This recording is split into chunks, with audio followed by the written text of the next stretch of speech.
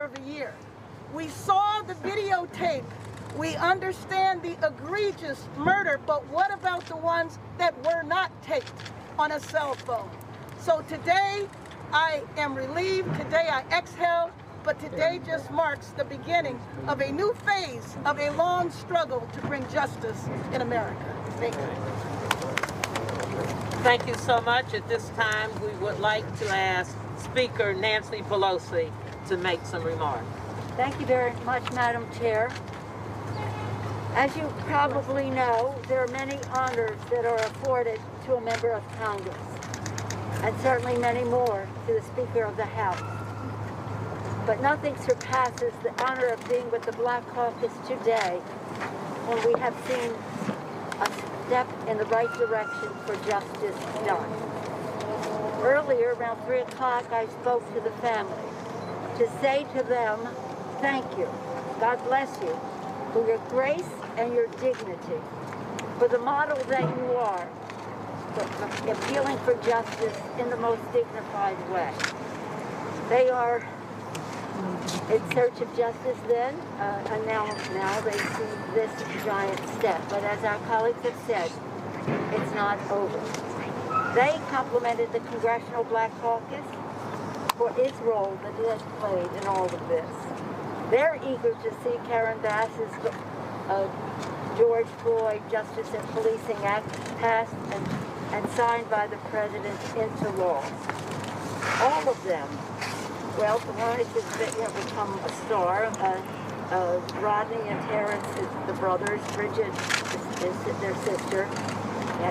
We all know Ketta, who's the force of nature within the family. But Gianna, his daughter, Gianna, to see this justice on behalf of her father.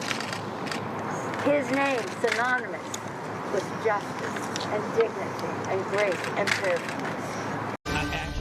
I don't think it changes anything. I think it was no matter what was put in there, what was going to happen tonight is already baked in from some folks, as I alluded to earlier, who are really behind all of the discontent here in this country.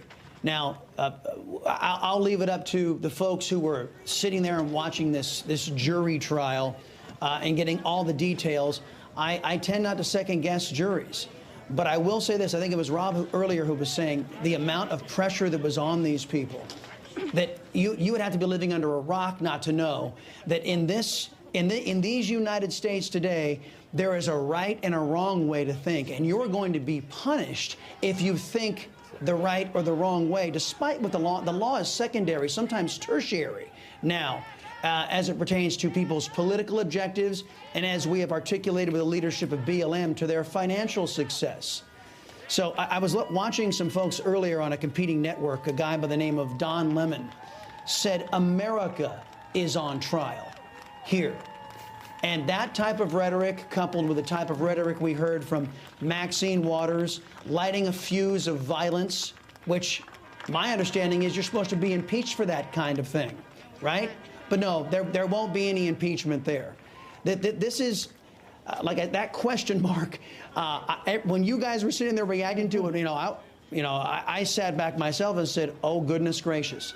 It seems to me that this reaction is going to be baked in because, as we have seen, with every segment of evolution in our society since the election, and since even before the election.